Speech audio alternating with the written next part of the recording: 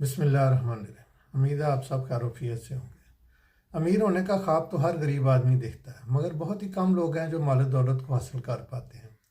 हकीकत में माल दौलत सिर्फ वही लोग हासिल कर पाते हैं जिनका सोचने समझने का अंदाज ठीक होता है, जिनके पास राइट माइंड सेट होता है। उनके पास दौलत को हासिल करने, उसको होल्ड करने और उसको कहीं इन्वेस्ट करने की स्ट्रेटजी होती है। वरना देखा यह गया है कि बहुत सारे लोगों के पास दौलत आती है मगर वो बारिश के पानी की तरह बह जाती है। दरअसल लोगों में कुछ अपने अंदर कुछ कमियां कुताहियां होती हैं जिसकी वजह से दौलतमंद हो नहीं पाते हैं। सबसे पहली और अहम वजह यह है कि लोगों के पास मालियाती तालीम नहीं होती।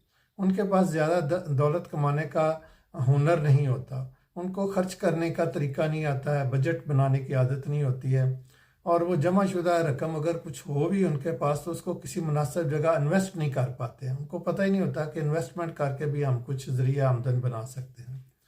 बदकिस्मती से हमारे तालीमी निज़ाम में स्कूल और कॉलेज की सतह पर इस तरह का कोई सब्जेक्ट नहीं पढ़ाया जाता जिसमें हमें माल दौलत को संभालने और उसको कहीं इन्वेस्ट करने या उसके साथ कुछ अपने ज़राए आमदन बढ़ाने का तरीका भी बताया जाता हो। ज़्यादातर लोग अपने मालियाती फ़ैसले अक्ल और दानिशमंदी की बजाय जज्बात की बुनियाद पर करते हैं। अगर आप दौलतमंद बनना चाहते हैं तो फिनंशियल एजुकेशन लाजमी तौर पर हासिल करें। फिनंशियल लिटरेसी पर फ्री ऑनलाइन कुछ कोर्सेज अवेलेबल हैं, आप वो भी कर सकते हैं। यूट्यूब पर बहुत सारी वीडियोज़ अवेलेबल हैं, वो आप सुन के उनसे कुछ नॉलेज हासिल कर सकते हैं। और अगर कोई बंदा किसी भी अखबार का और ख़ास तौर पर डॉन अखबार का बिज़नेस पेज रोज़ाना या 2-4 दिन में एक दफ़ा पढ़ ले तो उसको मुल्क की इकानमी में होने वाली बहुत सारी तब्दीलियों का पता चल सकता है और उसके मुताबिक वो अपने बहुत सारे मालियाती फ़ैसले दुरुस्त कर सकता है, उनको देख सकता है कि उसको क्या करना चाहिए। अगर बात समझ में फिर भी ना आ रही हो तो किसी मालियाती अमूर के माहिर से रहनुमाई हासिल करनी चाहिए। और जो लोग अमीर हैं, जो पहले अमीर हैं, जो दौलतमंद हैं, उनके साथ भी मेल जोल पैदा करके उनकी आदत और उनकी ज़िंदगी का मुताला करना चाहिए कि और ये समझने की कोशिश करनी चाहिए कि किस तरह उन्होंने अपनी फाइनेंशियल फ्रीडम हासिल की है।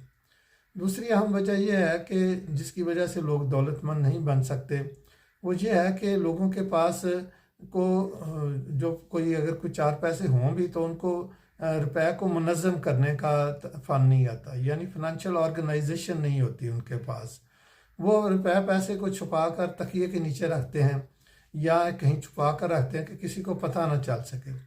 तो इस तरह रुपया पैसा उनकी उस महफूज जगह पर पड़े पड़े इन्फ्लेशन की वजह से बेकार हो जाता है और उनको पता भी नहीं चलता है।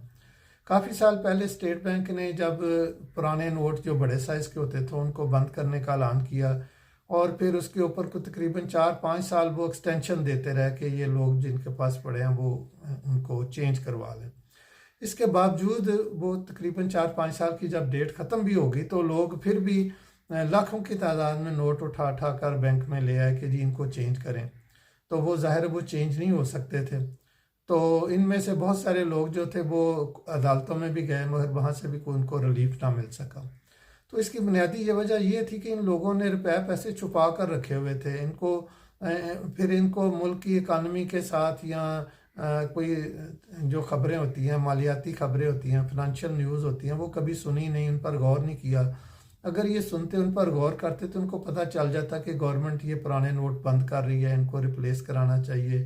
तो ज़ाहिर है ये दौलत उन्होंने कहीं स्टॉक करके कहीं छुपा के तहखाने में रखी हुई थी, तो अब वो उसको ठाए ठाए फिरते हैं और वो बेकार रद्दी की नोट हो गए हैं।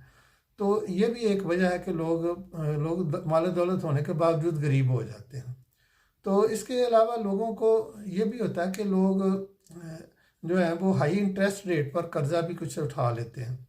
वो कर्ज़ा उठाकर फिर नाक ऊंची रखने के लिए शादी ब्याह और खुशी गमी के मौके पर इतने खराजात करते हैं कि इसकी वजह से भी वो गरीब के गरीब ही रह जाते हैं।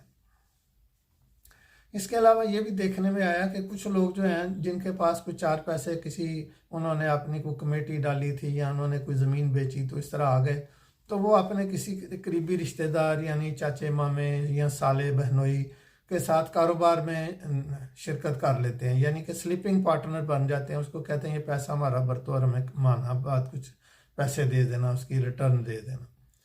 تو یہ جو سلسلہ ہے، جو ہمارے قریبی بڑے خوبصورت رشتے ہوتے ہیں، وہ پیسہ تو بڑی خوشی خوشی لے لیتے ہیں اور 2-4 مہینے وہ منافع دیتے ہیں، اور اس کے بعد پیسہ بھی ہضم کر جاتے ہیں اور رشتے بھی ٹوٹ جاتے ہیں۔ تو اس سے بھی لوگ غربت کا شکار ہو جاتے ہیں۔ تو اس کے علاوہ لوگوں کے پاس وہ آمدنی اور اخراجات کا کوئی حساب کتاب نہیں رکھتے ہیں، بس انے بائی خرچ کیے جاتے ہیں اور آمدنی کی طرف دیکھتے نہیں ہیں کہ بھی وہ ہمیں کیا صورتحال مستقبل میں پیش آ سکتی ہے۔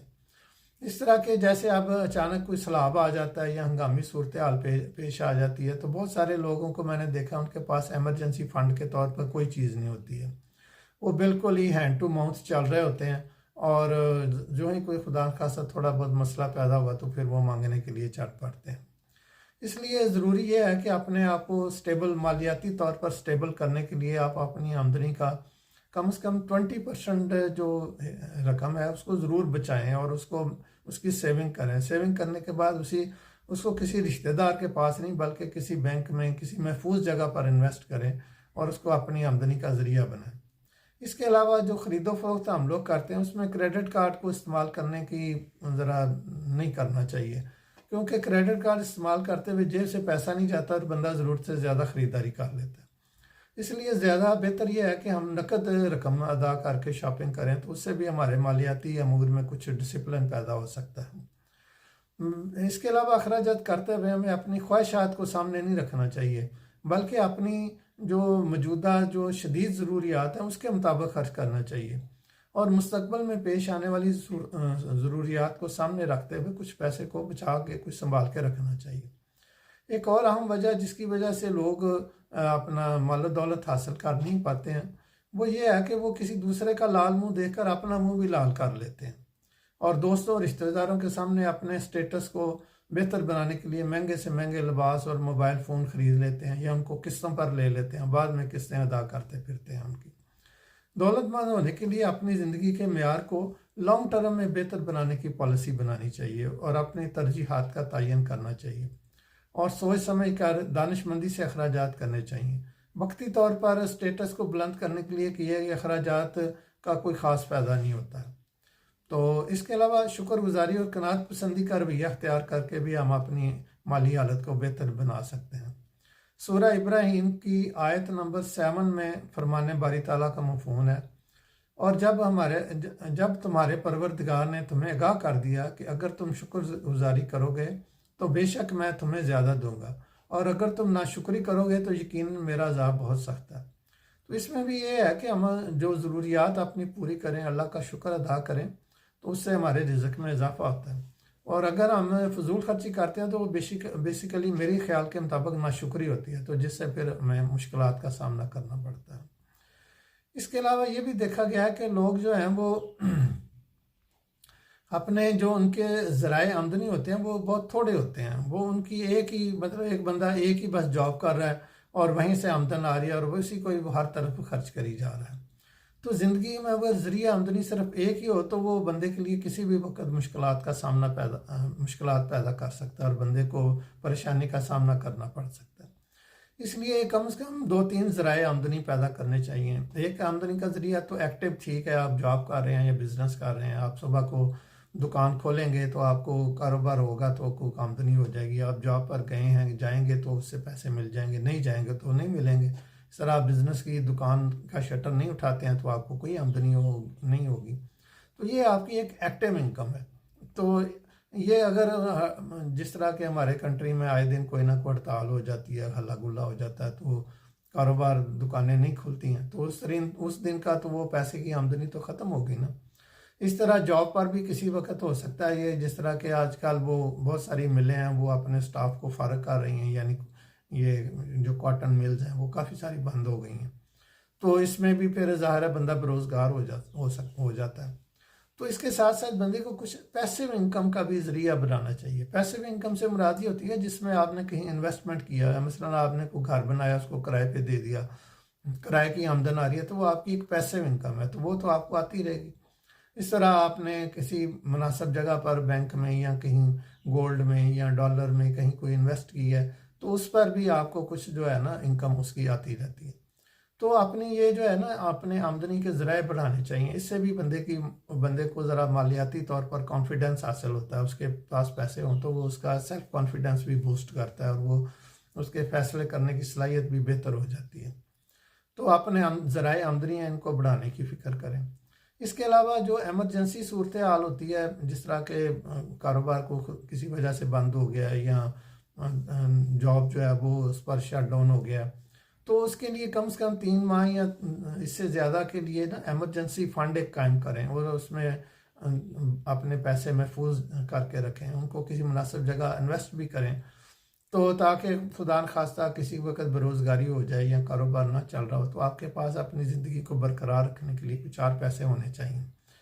تو دولت مند نہ ہونے کی اور بھی کچھ وجوہات یہ ہیں کہ لوگ جو ہوتے ہیں وہ جو کوئی بھی فنانشیل ایکٹیویٹی شروع کرنے سے پہلے اس کی کوئی مناسب ورکنگ نہیں کرتے ہیں. کوئی پروجیکٹ شروع کرتے ہیں تو اس پر وہ اس کی صحیح طریقے سے اس کی پلاننگ نہیں کرتے ہیں.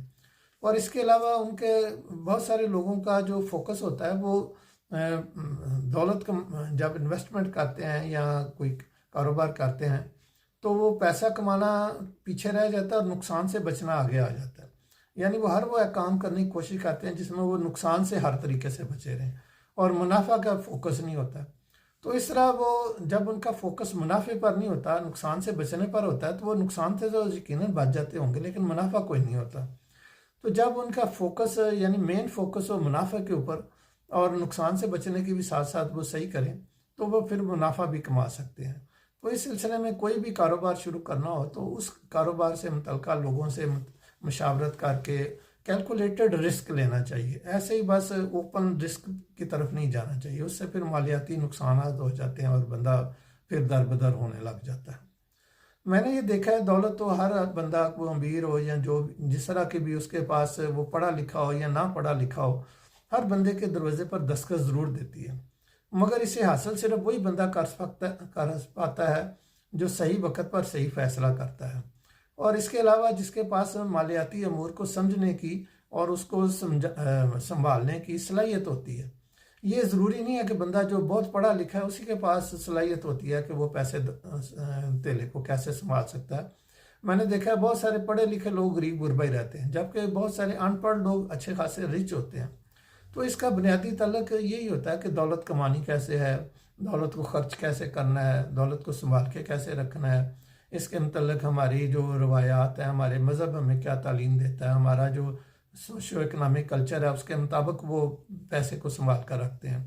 اور ان کے پاس نا بیسیکلی فنانشیل لٹریسی ہوتی ہے. وہ فنانشیل لٹریسی ضروری نہیں ہے انہوں نے کوئی MBA کیا ہوتا ہے، انہوں نے اپنے بزرگوں سے اپنے سینئر سے کچھ سیکھا ہوتا ہے کہ دولت کیسے اس کو ڈیل کرنا ہے.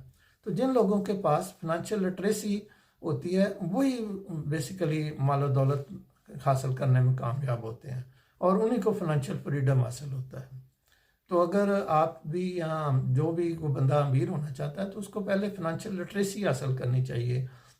جو پہلے سے امیر لوگ ہیں، جو اچھا کاروبار کر رہے ہیں، جو اپنی اچھی میں زندگی مال و دولت کو انجوائے کر رہے ہیں، ان کے ساتھ بیٹھ کے ان سے کچھ سیکھنا چاہیے. ان کو سیکھنے کے بعد ہی ہم کچھ کامیاب زندگی جو ہے نا مالیاتی طور پر یعنی مالیاتی فریڈم یعنی فنانشیل فریڈم کو انجوائے کر سکتے ہیں، اس کو حاصل کر سکتے ہیں اور اس کو اپنے لیے اور اپنے اہل خانہ کے لیے، اپنے معاشرے کے لیے ایک نفع بخش چیز کے طور پر اس کو استعمال کر سکتے ہیں.